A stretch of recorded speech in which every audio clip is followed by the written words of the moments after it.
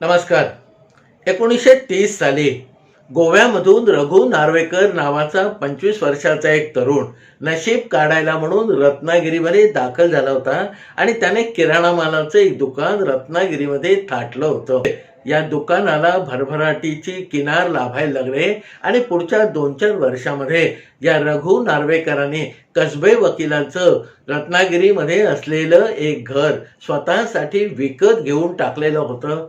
पुढच्या 2-3 वर्षामध्ये त्याने आपल्या बायकोला आणि मुलाला गोव्यामधून या रत्नागिरीमधल्या घरी आणलं आणि त्याच वेळेला आपल्या दुकानाला वाढत्या व्यवसायाला मिळणाऱ्या पैशाला कुठे कोणाची नजर लागू नये म्हणून हळूहळू आपल्याला माहीत असलेलं नुसतं तंत्र देवस्कीचं त्याने सुरू केलं. त्याला त्याच्यासाठी हात दिला त्याच्या घराच्या आवारात असणाऱ्या भल्या मोठ्या वडाच्या झाडाने. या वडाच्या झाडाबरोबर काहीतरी गुप्तगू करताना हा रघु नार्वेकर रत्नागिरीतल्या लोकांना दिसत असे. कधी औसे पौर्णिमेला तो तिथे कापुराचा जाळ करत असे, कधी पंचमी अष्टमी बघून मोठा आवाज करून तिथे नारळ फोडत असे, कधी त्या वडाच्या झाडाला शेंदूर फाकत असे. आणि या सगळ्याने त्या वडाच्या झाडावर राहणारं कुर्मी नावाचं भूत या सगळ्याने प्रसन्न झालं आणि एक दिवशी ऐन लक्ष्मी पूजनाच्या दिवशी अमावस्येच्या मध्यरात्री या कुर्मी भूताने या रघु नार्वेकराच्या बायकोला म्हणजे लक्ष्मीला सोन्याची एक साखळे भेट म्हणून दिलेली होती. आणि कुर्मी भूतानी ही दिलेली असल्यामुळे त्याच्याबरोबर एक असा गुण जोडलेला होता की ही साखळी जर कोणी चोरून नेली किंवा वेंधळेपणाने रघु नार्वेकराच्या बायकोने कुठेतरी कोणाच्या तरी घराच्या कोनाड्यात खिडकीमध्ये काढून ठेवली आणि त्या माणसाने जर ती परत दिली नाही तर त्या माणसाच्या खानदानाचा हे वडाच्या झाडावर बसलेलं भूत सत्यानाश करणार होतं. रघु नार्वेकरांनी हे सगळं घडवून आणलेलं कुभांड होतं. कारण आपल्या बायकोचा वेंढाळा स्वभाव आणि तिचा वस्तू हरवण्याची जी परंपरा होती ती निदान या सोन्याच्या डागापर्यंत तरी येऊ नये असं एक रघु नार्वेकराचं गणित होतं. आपल्या बायकोला तिच्या मनासारखी सोन्याची माळ घेऊन दिल्यानंतर हा रघु नार्वेकर आपल्या दुकानामध्ये अधिकाधिक लक्ष घालायला लागला. बायकोला इथे आणल्यानंतर 1-1.5 वर्षामध्ये या रघु नार्वेकराला दुसरा मुलगा झाला आणि त्याचं नाव त्यांनी आनंदाने ठेवलं उमाजी. आता या उमाजीच्या एकंदर खोड्या आणि अंगणामध्ये त्याचं खेळणं बघण्यामध्ये या रघु नार्वेकराच्या बायकोचा म्हणजे लक्ष्मीचा वेळ चांगला जात होता. हा उमाजी 3-3.5 वर्षाचा झाला आणि मग त्या वेळेपासून अचानक कधीतरी आपल्या गोव्यातल्या घराची अतिशय तीव्रतेने आठवण या रघु नार्वेकराला यायला लागली आणि कधीतरी 8-15 दिवसाची सवड काढून आपण गोव्याला गेलं पाहिजे असं प्रकर्षाने त्याला वाटायला लागलं. रात्री अंथरुणावर पडल्यावर गोव्याचं आपलं घर त्याला समोर दिसत असे. आजूबाजूच्या माणसांच्या आठवणी भंडावून सोडत असत आणि आता काहीतरी करून एकदा 8-15 दिवसांसाठी गोव्याला जायचं असा निश्चय त्याने पक्का केलेला होता. आता निश्चय पक्का झाला. तो डिसेंबरचा 2रा आठवडा होता आणि त्यामुळे आता अजून 8 दिवस पुढे जाऊन द्यावे आणि मग साधारण ख्रिसमस म्हणजे नाताळच्या दरम्यान आपण गोव्यामध्ये जाऊ. म्हणजे गोव्यामध्ये साजरा होणारा ख्रिसमसचा एकंदर सण आपल्या मुलांना आणि बायकोला परत एकदा बघता येईल. त्या सणामध्ये आजूबाजूला असणारे मित्र त्यांच्या मैफिली जमवता येतील असा विचार करून 22 डिसेंबरच्या दरम्यान हा रघु नार्वेकर आपला कुटुंब कबिला घेऊन रत्नागिरीच्या बंदरावर दाखल झाला. त्या काळी रत्नागिरी आणि गोव्यापासून परत रत्नागिरी अशी प्रवाशांची वाहतूक करणाऱ्या 2 बोटी कार्यरत होत्या. एकाचं नाव होतं यास्मीन आणि दुसरीचं नाव होतं तन्वीर. त्या दिवशी जेव्हा हा रघु नार्वेकर रत्नागिरीच्या बंदरावर दाखल झाला तेव्हा प्रवाशांची वाट बघत ही यास्मिन बोट उभी होती. आपल्या जवळची तिकीटं दाखवून आपल्या कुटुंब कबिला आणि बरोबर घेतलेलं भरपूर सामान घेऊन हा रघु नार्वेकर बोटीमध्ये चढला. बोटीमध्ये प्रवाशांची वर्दळ आधीच सुरू झालेली होती. डेकवरून इकडे तिकडे लोक फिरत होती. काही लोक चांगल्या जागा पकडून त्याने सकाळची न्याहारी आरंभलेली होती आणि असा सगळा तो बोटीवरचा गोंधळ बघताना या रघु नार्वेकराची स्वतःची आणि त्याच्या बरोबर असणाऱ्या त्याच्या 2 मुलांची फार मोठी करमणूक होत होती. बोट नावाची गोष्ट धाकट्या उमाजीने पहिल्यांदाच बघितलेली होती आणि त्यामुळे त्या बोटीच्या डेकवर आपल्या पायांची पर्वा न करता या उमाजीने धावायला सुरुवात केलेली होती आणि त्याला सांभाळता सांभाळता या रघु नार्वेकर आणि त्याच्या बायकोची पुरती त्रेधा त्रिपीट उडत होती. दुपारी 11च्या सुमारास बोटीचा भोंगा झाला आणि मग बोटीने रत्नागिरी बंदर सोडलं. जशी बंदरातून बोट लांब लांब जात होती तशी डोंगर घरं झाडं ही हळूहळू दृष्टीच्या पल्याड होत होती आणि जवळ तासाभराने म्हणजे 12-12:30च्या सुमारास बोट भर समुद्रामध्ये आली आणि चारी बाजूला फक्त पाणी आणि पाणी दिसायला लागलं. त्याच वेळेला बोटीच्या खाली लाटांचं तांडव सुरू होतं. लाटा एकमेकावर आदळत होत्या, तशा काही लाटा बोटीवर आदळत होत्या. त्याच्यामुळे फेसाळणारं पाणी चारी बाजूला पसरत होतं आणि आपल्या बोटीच्या डेकवरनं खाली वाकून हे मौज बघताना रघु नार्वेकर खुश होऊन गेला होता. आपली ही सगळी मौज आपल्या बायकोलाही दाखवावी म्हणून त्याने बसकण मारून बसलेल्या लक्ष्मीला उठवलं आणि सांगितलं की खाली बघ पाण्याचे किती रंग तरंग आणि खेळ चाललेले आहेत. लक्ष्मी उठली. तिने आपल्या 3 वर्षाच्या उमाजीला कडेवर घेतलं आणि ती सुद्धा डेकवरनं वाकून खाली लाटांचा चाललेला खेळ बघायसाठी वाकली. आईच्या कडेवर बसलेला 3 वर्षाचा उमाजी डेकवरून थोडं खाली वाकून खाली चाललेला लाटांचा खेळ बघत होता. लाटा लाटांशी भांडताय तसं त्याला वाटत होतं. काही लाटा या बोटीवरती धडका देत आहेत. त्या धडका बघून त्याला खुदू खुदू हसू येत होतं आणि हे सगळं निरीक्षण हा उमाजी आपल्या आईच्या कडेवरून डेकवरून खाली वाकून करत असताना लांबवरून एक महाकाय लाट बोटीच्या दिशेने यायला लागली. ती लाट जशी जवळ यायला लागली तसा तिचा आवाजही गगनभेदी म्हणावा असा व्हायला लागला आणि उमाजीने आयुष्यामध्ये सगळ्यात पहिल्यांदा एवढी मोठी लाट बघितलेली होती आणि ती लाट आता बोटीच्या जवळ येते आहे हे बघितल्यावर 3 वर्षाचा तो उमाजी घाबरला. पटकन त्याने मान मागे वळवले आणि आपल्या आईच्या गळ्याला घट्ट मिठी मारून डोळे मिटून तो तसाच बसून राहिला. आलेली लाट रोरावत आली. तिने बोटीला धडक दिली आणि परत मागे फिरली. ती लाट मागे फिरल्यावर तिने केलेला आवाज हळूहळू कमी होत गेला आणि मग आता बहुतेक ती लाट लांब गेलेली आहे आणि आता आपण परत समुद्र बघावा असं आईच्या गळ्याला मिठी मारून बसलेल्या 3 वर्षाच्या उमाजीला वाटलं आणि त्याने पटकन आपली मान गरकन वळवली आणि डेकच्या बाहेर तो बघायला लागला. तेवढ्यात त्या बसलेल्या धसक्याने लक्ष्मीने घातलेली सोन्याची भूतानी दिलेली माळ हिसणा बसून थाडकन उडाली आणि रघु नार्वेकर लक्ष्मी आणि उमाजीच्या देखत ती समुद्राच्या पाण्यात जाऊन पडली. भूताची माळ म्हणून आतापर्यंत लक्ष्मीने जी माळ सांभाळून ठेवलेली होती ती उमाजीच्या एका धसक्याने समुद्राला अर्पण होऊन गेली.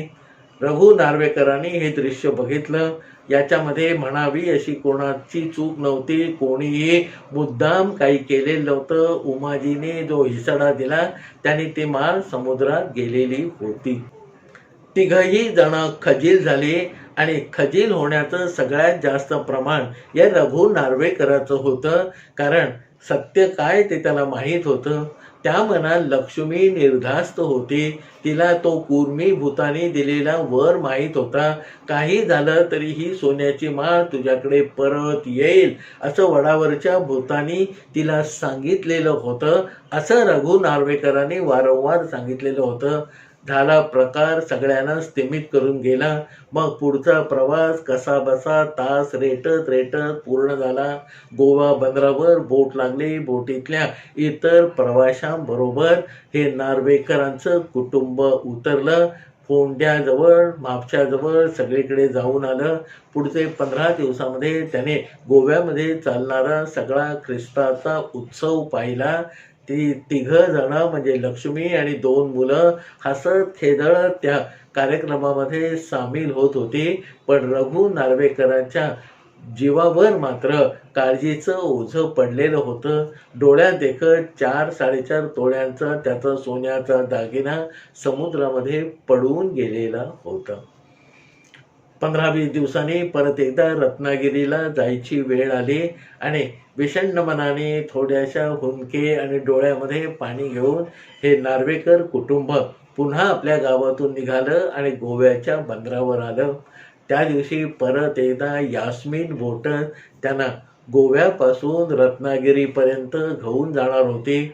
यास्मिन बोटीमध्ये रत्नागिरीला चढताना जो काही उत्साह होता तो त्याचा लवलेशही गोव्याला परत या यास्मिन बोटीमध्ये चढताना या लक्ष्मी रघु नार्वेकर किंवा त्याच्या मुलांना नव्हता.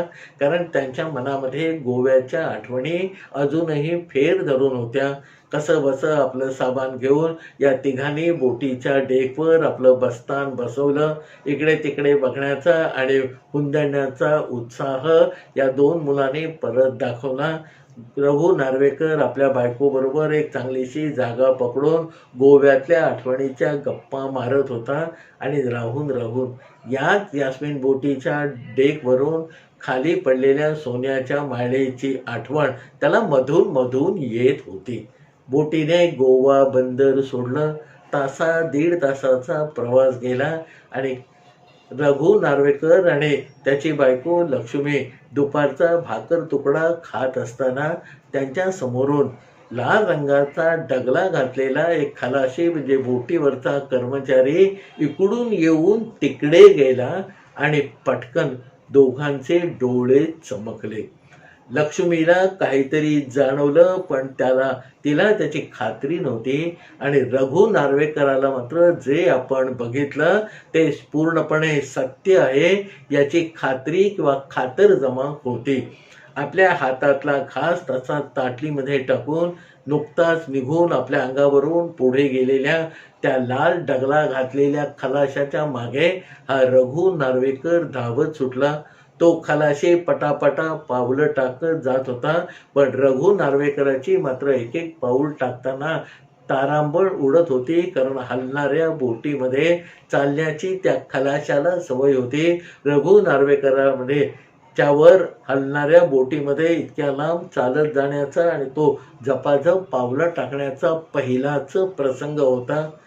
पुढे जाऊन हळूहळू त्या खलाशाला या रघु नार्वेकरांनी गाठलं. खलाशी काही पळापळ करत नव्हता. तो आपल्या कामामध्ये मशगूल होता. बोटीच्या एका टोकाला जाऊन त्याने तिथली यंत्रसामुग्री काहीतरी चेन होती ती फिरवायला आणि साफ करायला सुरुवात केली होती. त्याच्याकडे अनिमिष अशा नेत्रांनी नजरेने रघु नार्वेकर 2-4-5 मिनिटं बघत राहिला आणि मग काहीतरी खात्रीपूर्वक बघितल्याचं समाधान त्याला झालं आणि आत्ताच्या आत्ता आपल्याला काहीतरी हालचाल केली पाहिजे हे रघु नार्वेकरांनी मनातल्या मनात ठरवलं. आणि त्याने ताबडतोब त्या बोटीवर सर्वोच्च अधिकारी म्हणून काम करत असणारा कप्तान नावाचा जो प्राणी होता त्याच्या केबिनकडे धाव घेतली. वाट काढत काढत बोटीवरचा तोल सांभाळत आणि तरी त्याच्यामध्ये घाईगर्दी करत रघु नार्वेकर पुढच्या 5-7 मिनिटांमध्ये या कप्तानाच्या खोलीमध्ये पोहोचला. कप्तानाच्या खोलीमध्ये जाऊन तिथे त्याने बघितलं की कप्तान साहेब काहीतरी दिशानिर्देश देण्याचं आणि नकाशावरून बोट फिरवायचं काम करतायत. त्यांच्या पाठीवर थोडंसं धपकावून या रघु नार्वेकराने त्यांचं लक्ष आपल्याकडे वेधून घेतलं. त्या कप्तान साहेबांनी जरा बसा म्हणून खून केली. रघु नार्वेकर त्यांच्या समोर असलेल्या स्टूलावर बसला. कप्तान साहेबांनी 2-5 मिनिटांनी मग या रघु नार्वेकराकडे आपला मोर्चा वळवला आणि रघु नार्वेकरांनी त्याला जे काही बोटीवर जाणवलं होतं, दिसलं होतं आणि तातडीने त्याच्यावर कारवाई करणं गरजेचं होतं ते भडा भडा भडा भडा कप्तान साहेबांना सांगितलं.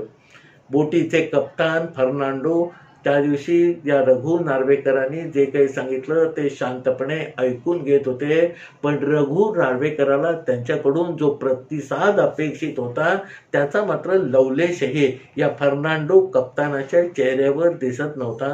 हा हा हू हू करत ते नुसतं ऐकून घेत होते. आपण एवढी आपली कहाणी सांगितल्यानंतर आता कप्तान साहेबांनी लगोलग उठून त्या लाल डगलेवाल्या खलाशाचा पत्ता शोधून त्याला आपल्याकडे बोलवून घेतलं पाहिजे अशी रघु नार्वेकराची साधी अपेक्षा होती. पण कप्तान साहेब त्या मूडमध्ये बिलकुल नव्हते. रघु नार्वेकरांनी आपल्या मनातलं जे काही होतं ते सगळं सांगून टाकलं आणि थोडासा दम खायला लागल्यानंतर मग त्या फर्नांडोने विचारलं की चहा पितोस का? रघु नार्वेकर खरं तर चहा प्यायच्या मूडमध्ये नव्हता, पण त्याने होला हो केलं. आपल्या थर्मासमधला चहा ओतून या फर्नांडोने रघु नार्वेकराला पाजला आणि ते स्वस्थ बसून राहिले. आपण त्यांना त्वरेने कारवाई करण्यासाठी जे जे काही आवश्यक होतं ते सांगितलेलं आहे, पण हे कप्तान साहेब काही ढिम्म हलत नाही. तेव्हा आता या कप्तानाचीच कुठेतरी जाऊन कंप्लेंट करावी लागेल असा रघु नार्वेकराचा मानस व्हायला लागला. आणि एवढ्यामध्ये मगाशी लाल डगलेवाला जो आधी त्याच्या अंगावरून गेला होता आणि मग तिथे चेन साफ करत बसला होता, तो तोल सावरत सावरत कप्तानाच्या खोलीच्या दिशेने येताना काचेच्या खिडकीमधून रघु नार्वेकराला दिसला. आता लवकर उठा, याला पकडा असं तो सुचवणार होता, पण आतापर्यंत कप्तानाचा जो काही थंडा किंवा बर्फाचा प्रतिसाद होता त्यामुळे आता उगाचच्या उगाच घाई करून उपयोग नाही. आता आपण आणि आपलं नशीब असा काहीतरी विचार या रघु नार्वेकरांनी करायला सुरुवात केला. तो लाल डगलेवाला खालपर्यंत आला. 2 शिड्या चढून तो कप्तानाच्या खोलीमध्ये येऊन आला आणि तो खोलीमध्ये आल्यानंतर समोरच्या दुसऱ्या एका स्टूलावर बसायची खूण या कप्तानाने त्या लाल डगलेवाल्याला केली.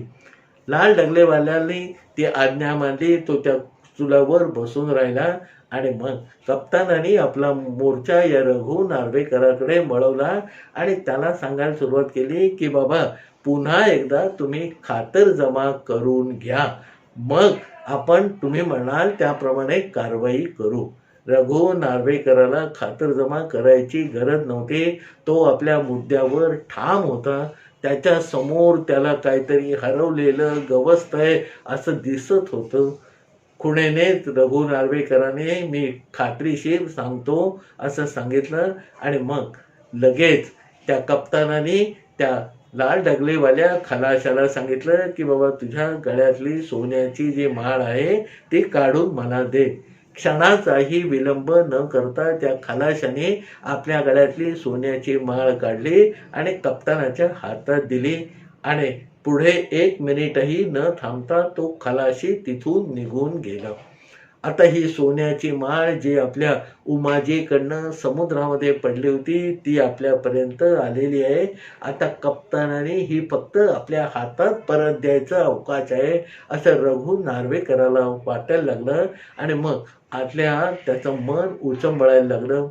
तरीही कप्तान साहेबांचा ही माळ त्याच्या ताब्यात द्यायचा काही स्पष्ट विचार असेल असं त्यांच्या तोंडावर दिसेना आणि त्यामुळे समोर आलेलं आहे, पण मिळतं की नाही या दुग्ध्यामध्ये परत एकदा रघु नार्वेकर सापडला.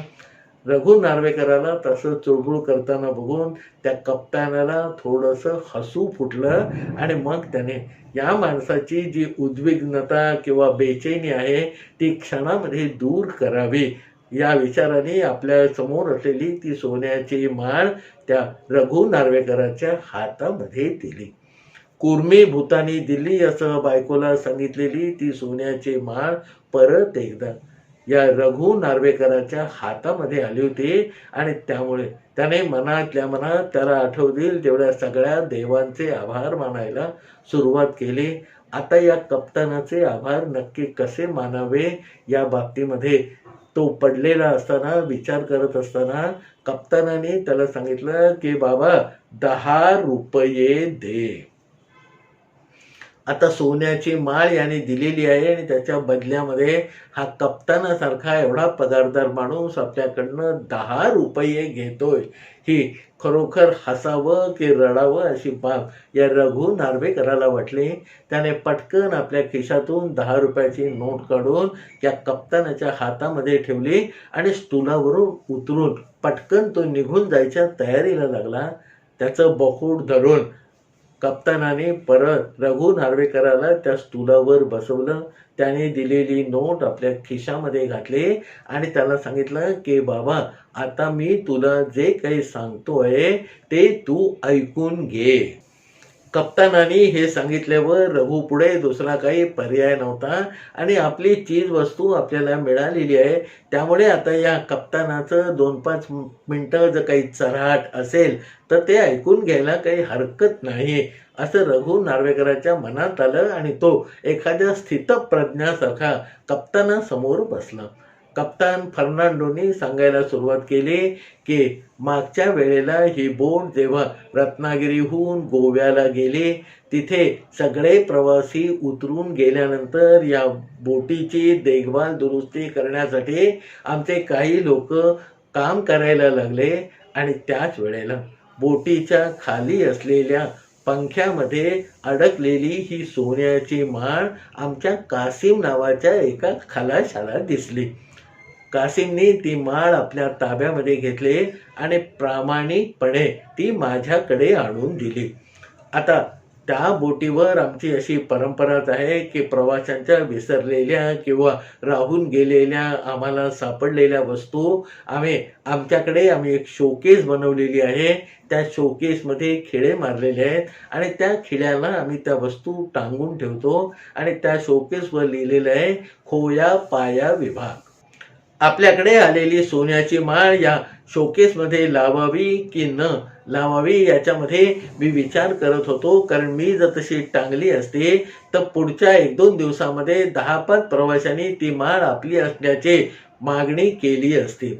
आता ही माळ ज्याची आहे त्याच्यापर्यंत पोहोचावी आणि त्यासाठी आपल्याला काहीतरी शिजवावं लागेल, विचार करावा लागेल असं कप्तानाने आपल्या समोरच्या सगळ्या खलाशांना समजावून सांगितलं आणि मग याच्यावर काहीतरी विचार करून वेगळा मार्ग काढला पाहिजे असं सर्वानुमते ठरलं.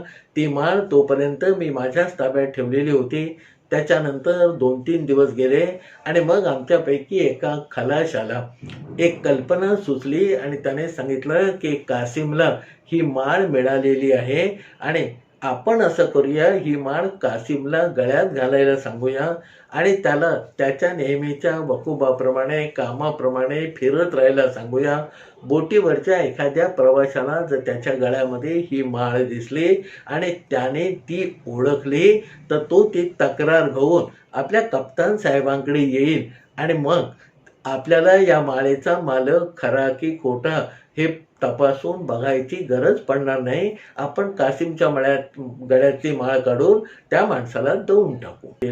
कप्तान रघु नार्वेकराला म्हणाले की हे बघ, कासिमने त्या वेळेला सांगितलं होतं आणि बाकीच्या आमच्या खलाशाने त्याला दुजोरा दिला होता की जर प्रवाशाला ओळखल्यामुळे ही माळ त्याला दिली तर बक्षीस म्हणून या कासिमसाठी आपण त्याच्याकडून 10 रुपये घ्यायचे आहेत. सगळ्या खलाशांनी याला मान्यता दिली होती आणि म्हणून कासिमनी तुला माळ दिल्यानंतर हक्काने त्या कासिमचे आम्ही ठरवल्याप्रमाणे 10 रुपये मी तुझ्याकडून घेतले. सत्य हे कल्पनेपेक्षा अद्भुत असतं. या माझ्या ठाम विचाराला अधोरेखित करणारी गोव्यातल्या रघु नार्वेकरांची ही कथा आपल्याला कशी वाटली याबद्दल खालच्या कॉमेंट बॉक्समध्ये आपली प्रतिक्रिया जरूर कळवा.